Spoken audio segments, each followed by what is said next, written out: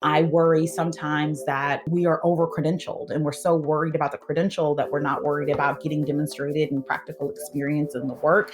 And that puts us at a disadvantage and it puts us in debt. Welcome to the Writing on My Mind podcast. I'm your host, Dr. Emanuela Stanislaus, doctorate coach and diversity consultant.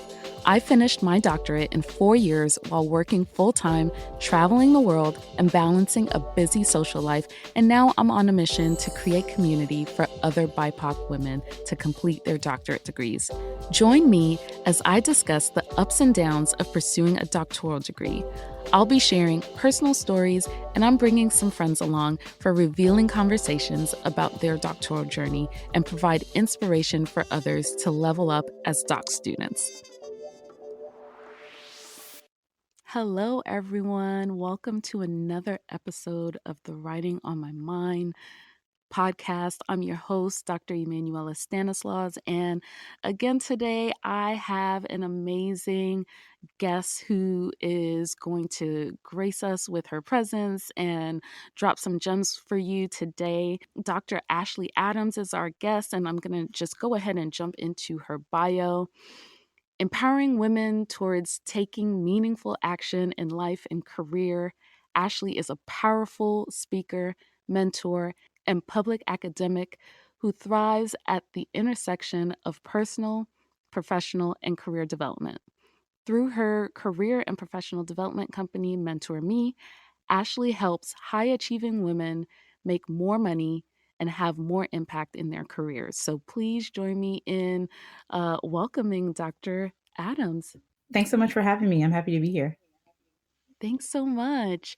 And so, as I said, you're a doctor, Dr. Adams, and the show is all about the doctoral journey. So, why don't you tell us a little bit about what your journey was? Sure.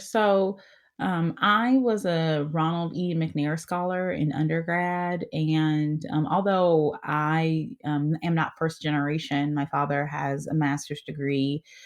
Before going to college, I didn't know much about higher education. He didn't really talk about his college days or college experience. So I kind of went in pretty blind, right, without a lot of knowledge about the collegiate experience. But I joined the McNair program, I want to say, like my sophomore year of college. And they told me as a part of the program, that they were grooming us to, earn PhDs. And even though I had no idea really what a PhD was, I'm a rule follower. I knew I wanted to be a part of the organization because a couple of my friends were, and they talked about like traveling and having cool summer experiences. And so that's why I signed up, and I have just followed the rules all the way from probably 2005 when I joined to 2015 when I finished my PhD program. But I'm so glad that I did. I am grateful to be, the foremost expert in my industry, which is higher education, specifically online education, and engaging and graduating and retaining and graduating adult learners. And my journey was complicated by the fact that I worked full time throughout most of my doctoral degree, and it wasn't a cohort program, so it was really lonely and isolating in a lot of ways. And so I'd be happy to talk more about, that experience with your audience, because I'm sure that some folks can relate to that as well. Yes, you spoke a lot about, well, you pinpoint some things that I definitely want to dig deep into. Let's pick one thing, which is the working full time. Talk to us a little bit about that experience, because I definitely relate to that as well. I worked full time while pursuing my doctorate, and that is quite the experience. So talk about how you managed that and what that experience was like. Sure. So when I started my doctoral program, I was working full time in higher education as an admissions counselor, and I knew I wanted to go back to school. And initially, I thought, I'll have to quit my job and go back to school full time. At the time I'd asked my partner, my boyfriend, if he'd be willing to support me financially while I, wanted to pursue my education, and he was supportive of that. So I did. I quit my job. I took an assistantship at my university. I was doing like some administrative and research work for a faculty member, and for the first year of my program, that's what I did. But I quickly realized that I really wanted to go into administration. And what was going to happen was I was going to have a year and a half of practical experience and a PhD. And that was not going to get me the senior level positions that I was going to have. At most, I was going to be a coordinator with a PhD. And I was not trying to do that. And so I really had to look at my life and my career trajectory and say, Ashley, if you really want to come out of this doctoral program, positioning yourself for director level and higher roles, you really do need to get some more experience because, they're going to be looking for you to have that experience and the degree. And so I went back to work. So my first year, my doctoral program was through an assistantship, and the second and third year was I was working full time. So I went back to work. I was working as a retention counselor for a number of years, and then or for like a year and a half, and then I transitioned to an assistant director of student services. And I did that kind of work for about a year and a half. And then I finished my program, and I graduated in December of 2015, and in January started a new job as a director. And so I'm so glad that I did, recognize that I was going to need more experience, and did go back to the world of work so that I could position myself well for those more senior level roles. And it did have a financial impact though, because I definitely my first year was paid for through my assistantship, and then when I went back to work, I had to pay out of pocket. So that did mean I had to take on some loans. I took on maybe about $30,000 worth of loans, but it's well worth it because I was able to secure jobs that were making $50,000 to $70,000 more annually than I would have been able to secure had I not had the experience to secure the higher level roles. So for me, it was the appropriate trade off. Okay, again, your answers like spurred on some other things too that I was thinking about or that I want to dig into really. So, talk to me too about this whole process of deciding to work full time. Because, as you said, and I think a lot of people too, I think this would speak to people who are thinking about going for their doctorate or even like current students who don't know what they want to do. How did you go through that process of deciding, like, to to leave your assistantship and go for a full-time role? And the reason why I ask that is I think, uh, that's a challenge for folks, like, in terms of how faculty react to that. Yeah, I mean, I think that my it was a decision that I felt empowered to make. My program was not one that they were like, "Oh, you have to be, a professor when you complete this program. Where you need to do, publish this many articles and do this much research." They were really they empowered me to make decisions about my career and about my doctoral journey myself, and I'm really grateful for that because they empowered me to do that, then I felt confident in my decision to return to the world of work.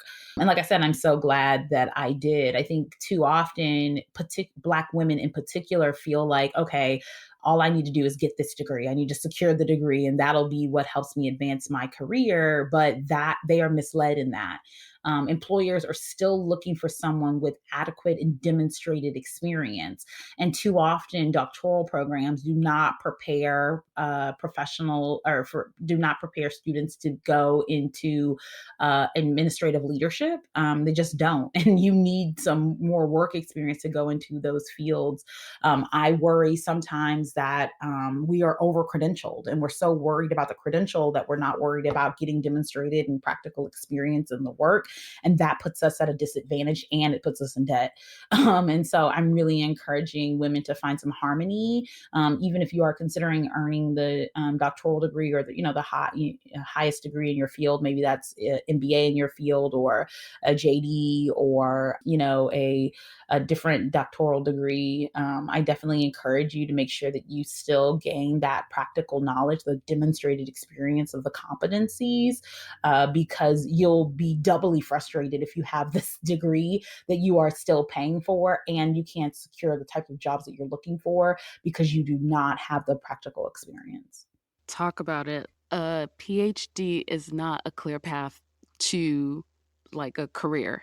There's so many other things that come to it. Of course, you have that credential, but depending on what you want to do, you have to have some other things to back it up. So glad that you said that and brought that up. So I want to go back to another thing that you said. You said the program or when you were pursuing your doctorate that you had experiences of isolation, which is very common.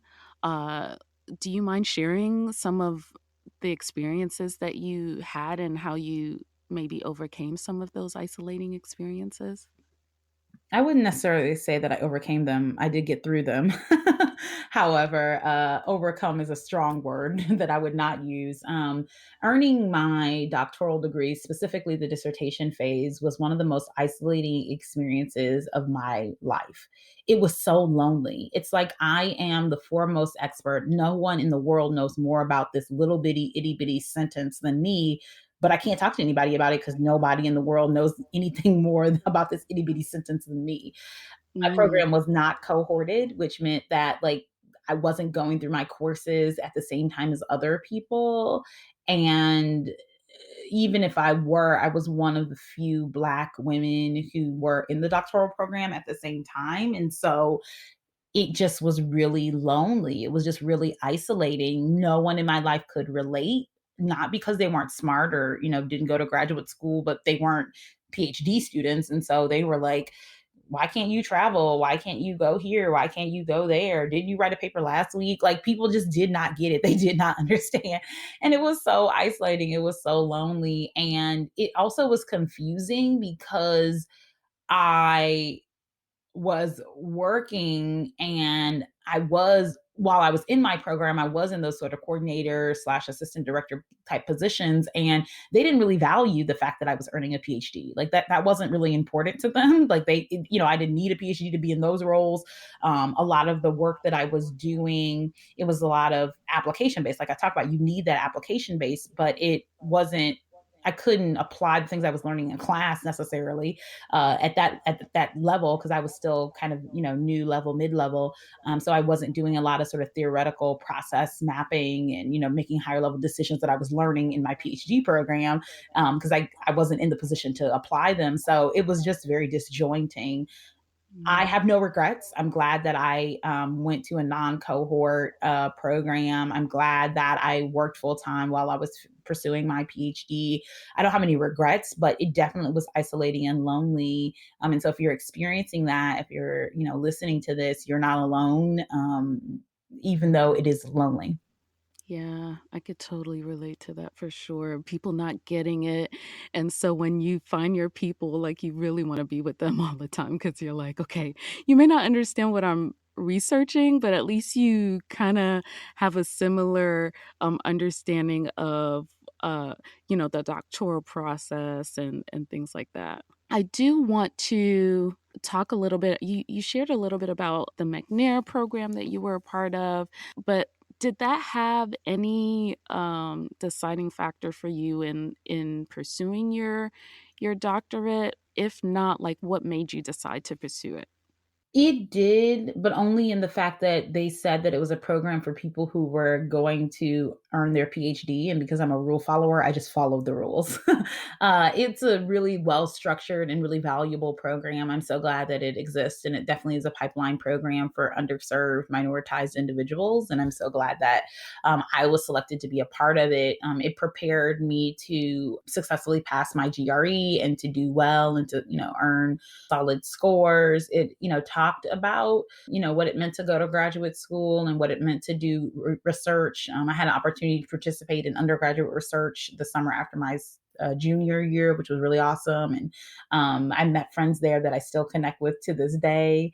I definitely learned more about like what it meant to be a faculty member, what it meant to engage in scholarly practice. I got to see doctors who looked like me, which is something that I didn't see at my small liberal arts college that I went to for undergrad that was in rural Missouri. I just didn't see that. So that was exciting to be able to know that that existed, even though it didn't exist at my university, but it did exist in the, McNair program. And it allowed me to travel. I had opportunities to go to Chicago and San Francisco as the part of the McNair program. Being a part of McNair was the first time I ever flew on an airplane, and for me, that was such a surreal and liberating experience. And now, I'm an avid traveler when there isn't a global pandemic. And I'm really happy about that, really grateful for that. So it definitely sparked so much more than just earning the PhD, but, a life for me that I wouldn't have been able to imagine without the program. Awesome. So what about what was the process for you choosing your program? So I was living in St. Louis, Missouri at the time that I started my doctoral pursuits. I applied for two schools. I didn't get into one of them, and I went to the one that I applied to. So it was pretty simple. But it was a great school. I went to St. Louis University in St. Louis, Missouri. It's a private Jesuit school. I had an outstanding education, and I really believe in the tenets of the Jesuit model, and the way they approach their work. Their commitment to social justice is strong, and I was a good fit for the program, and it was definitely a good fit for me. Awesome. And you got your doctorate in educational leadership, is that right? Yep, that's right. So what were your goals with that, and how does that fit into what you're doing now? I think my primary goal was just to graduate. I wasn't one of those students who was like, I want to publish these three papers and I want to collaborate with this professor. It wasn't really like that. I just knew that I wanted to complete the degree and I wanted to work as an administrator in higher education. And I've been able to do that. I'm presently the senior director of student affairs at a large Research One institution in the Northeast. I love my work. I'm so passionate about it. I'm paid very well for the work that I do. And it's clear that my organization values me, and values the work that I do and the contributions I make to the university and to our students. And that is a joy for me. That is exactly why I do this work. It's exactly why I sought to earn my PhD so that I could work as an administrator, and feel valued and be paid well. I'm grateful that I get to serve as an example and a mentor to so many other professional women who desire the same through my professional development company, Mentor Me. It really has all lined up in my favor. And I am intentional about making sure that other women experience that as a mentor. Right. So let's talk about Mentor Me, your company where you are helping other high achieving women. Tell me a little bit about how that came about in addition to all the other things that you're doing. Sure. So I have been mentoring women for nearly 15 years, providing direction and support, providing pathways and recommendations for how to advance their career. And it wasn't until the summer of 2019 when I was helping a friend prepare for an interview that she had upcoming. And she said, Ashley, like, you're really good at this. Like, people would you're telling me things that like are not common knowledge. Like this isn't Googleable. Like the way that you're explaining this to me is like really insider knowledge. Like people would pay you for this. And I was like, I don't know if people would pay me for this. Like, I feel like this is like common knowledge. And she's like, no, it's not. Like the way that you talk about this and the way that like the strategy that you're applying is like something other people don't know. And so I had been podcasting for a number of years, for about 2 years. My podcast is called Schoolin Life podcast. It's a weekly podcast for women. It's about life, love, and occasionally libations. And I had a website for the podcast. We were doing really well in that space, and I knew we had a large, a female listening base. And so what I did is on my podcast website, I just opened up a new tab and I was like, mentor me. Like, if you need help with your career development, like, let me mentor you. And then I talked about it on the podcast, a couple episodes. I would just talked about, hey, I'm providing mentorship to women. If you think that, you need that kind of support, or, you benefit from that, you can schedule a session. And lo and behold, like, women scheduled sessions, and I would talk to them and they're like, oh my God, this is so good. And then they started getting jobs, and then they started getting raises, and then they started getting, more of what they needed in their career. And I started to see results and more and more and more. And I was like, oh my goodness, like, this is a real thing. And when I first launched Mentor Me, I said, I'm going to put up this website, and like, if nobody clicks on it, I'll just like delete it and pretend like it never existed. But if it works, then I will tell my graphic designer, like, hey, I'll need a like full website for this. And it did work. And a couple months, maybe a couple months later, we actually stood up a whole website exclusively for Mentor Me. And now the business has been running for about a year and a half. I work full time in my business, as well as working full time in my career. And I am so proud of it. I've helped my mentees secure 10, 12, $15,000 salary increases. With those salary increases and new jobs, they've been able to move across the country to be closer to family, or to move away from their hometowns. I've been able to help my mentees navigate this global pandemic. Some of them experienced layoffs and furloughs, and to be able to secure new employment, like moving from corporate sales to HR and recruiting, and then moving from Houston and to Chicago, like one of my mentees, Sheldon, did. It's just so impressive, and I'm so grateful and proud of the work that they're doing, and the results that they're getting as a result of my mentorship. And so if anyone in your audience feels like they would benefit from that, if you're a new or mid-level or even high senior level professional woman who's looking for mentorship, you can start the same way my mentees did when I first opened the business. It's exactly the same. You're able to schedule a mentor moment with me. It's a 20-minute mentoring conversation. It's really an opportunity for us to just hop on the phone, for me to learn more about what's going on in your career right now and how I can best serve as a mentor. And you can schedule those at mentor-me.org. Yeah, your services are very much needed anytime, right? Because, like we said, sometimes we're over credentialed and not sure like how to do the things that we need to do to make sure that we are leveraging what we know with the degree. But then also during this time where the job market is kind of shaky and people need some advice, but then additionally, it ties into the mission of the Writing on My Mind podcast and the community that we're building too. And so hopefully the audience out there will take advantage of your services and gain a mentor that can help them along this crazy career journey, because it is windy and crazy and unpredictable. So, with your mentorship, how putting your mentorship hat on, what advice would you have for people who are pursuing their doctorate in terms of like things that maybe you wish you knew when you started your program? I think the doctoral process is meant to make you an expert. And so I just encourage you to lean into that expertise. Black women in particular are so used to like shooing away praise or acknowledgement for their brilliance. And I encourage you to push back against that. Really lean into the fact that you are an expert. You are the foremost expert in the thing that you're studying. No one knows more about it than you do. And then I want you to leverage that expertise to make more money and have more impact in your industry. Too often, we are afraid to talk about making money. We're afraid to talk about being paid well for the value that we bring to these organizations, these universities, these students, these industries. But I want you to push back against that fear. I want you to be paid well.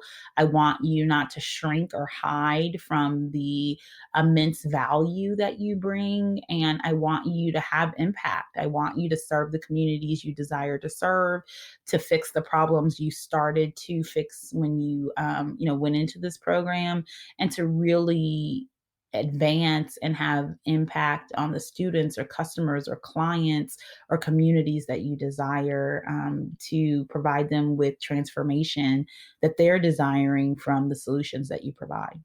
I agree. Such great advice. And I think one of the things too that your comment just kind of made me think about is some things that I know that I'm working on personally as well. But like when we don't talk about money, or when we kind of shy away from getting the criticism, like I feel like we're I feel like society doesn't value what we bring to the table, but then when we kind of do that, we're kind of co-signing that a little bit.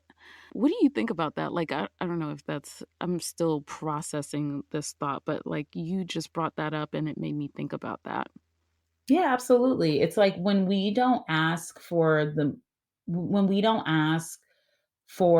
amount of money, appropriate compensation to that mirrors the value that we are bringing to the organization. We're telling organizations that we aren't valuable. When we say yes to everything without asking how much they're going to pay us for these additional duties, for this additional workload, for this additional committee, for this additional project, we're saying that the work that and the value that we're going to add to this committee, this commission, this project isn't worth paying us for.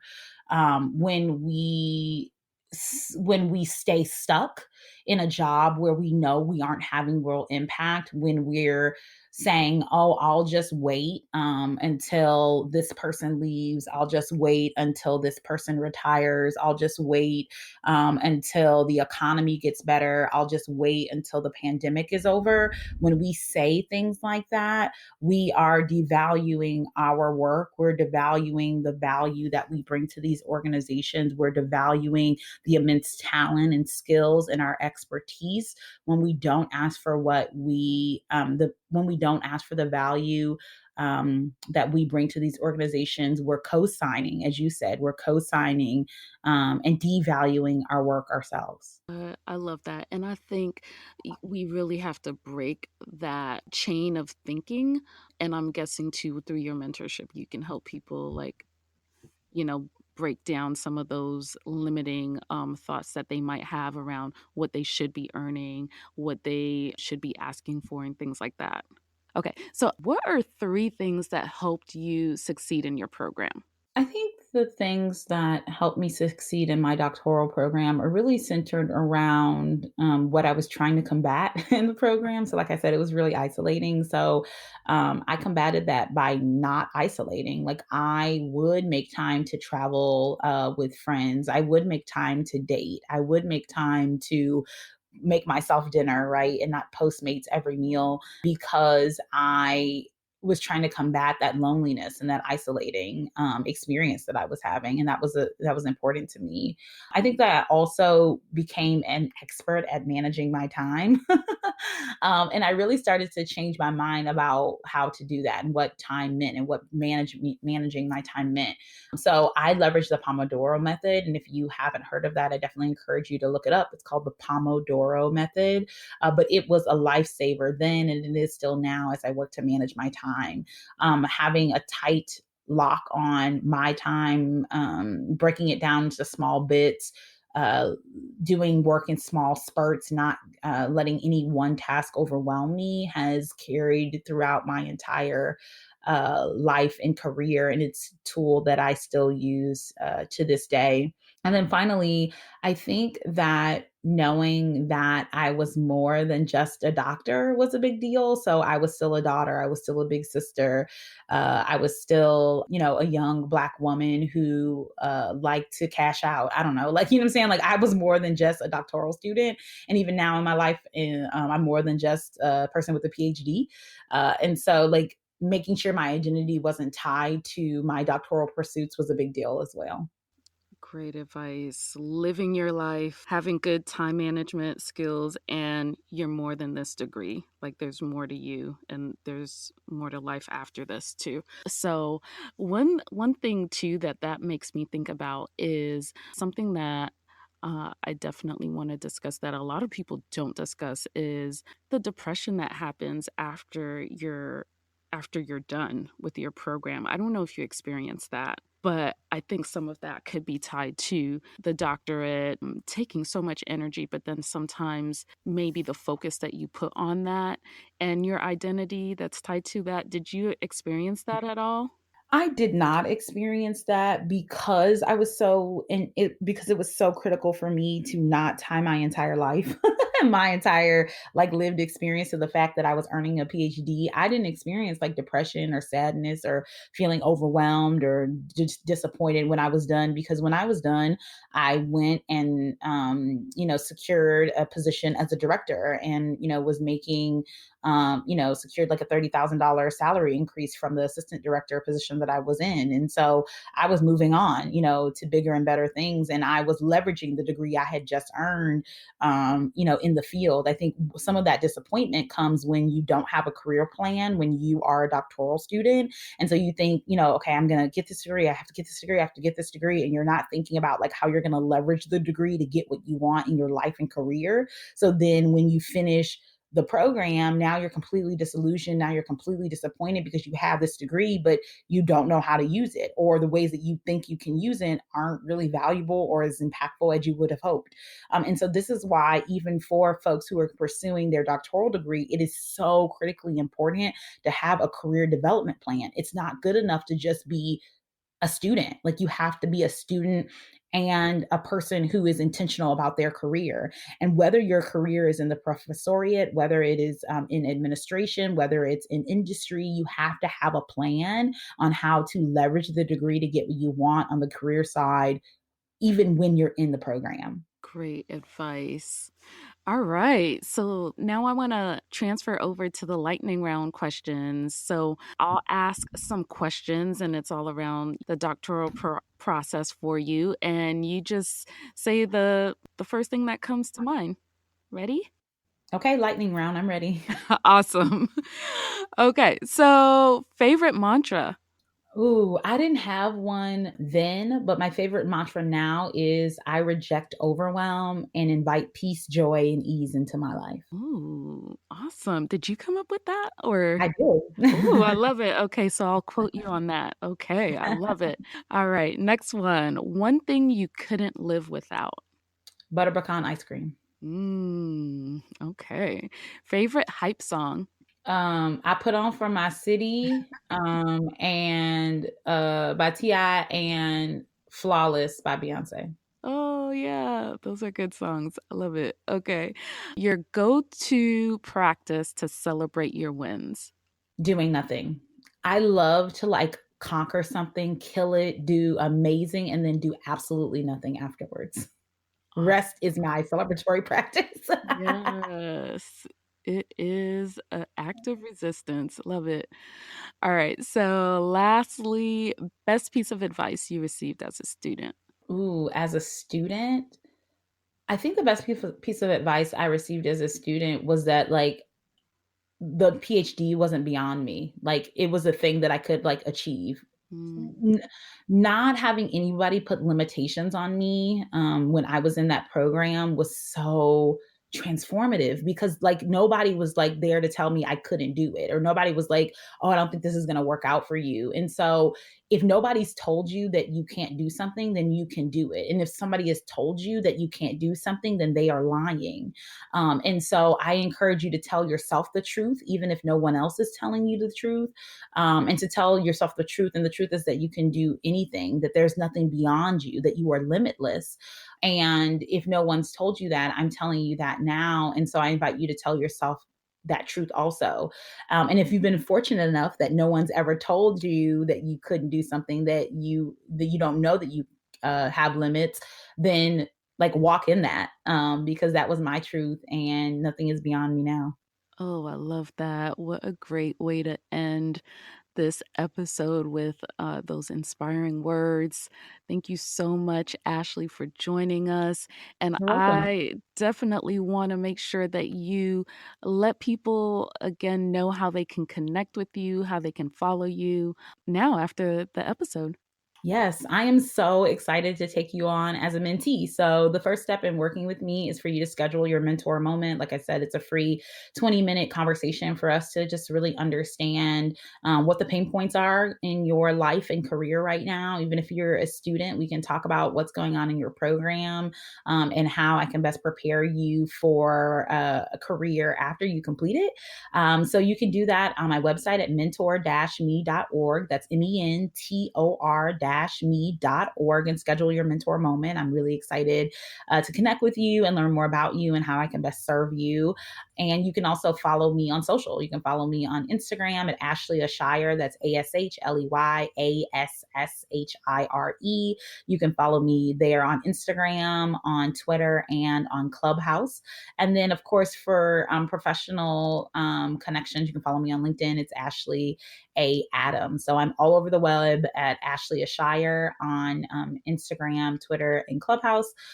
You can schedule your mentor moment on my website at mentor-me.org. I'm so looking forward to connecting with you. Awesome. And everyone, be sure to check out the show notes where I'll have all of the ways that you can connect with Ashley as well. And again, thank you so much, Ashley, for joining us today. Happy to be here. Thank you for listening to another episode of the Writing on My Mind podcast. If you'd like to support the podcast, make sure you subscribe and rate the show on Apple Podcasts and spread the word to other women of color doctoral students to grow our community. Be sure to follow me on Instagram and Twitter at Dr. Emanuela. And if you're looking for a group of real women of color doctoral students to help you accomplish your goals, join the Writing on My Mind community by visiting writingonmymindpodcast.com. See you on the next episode.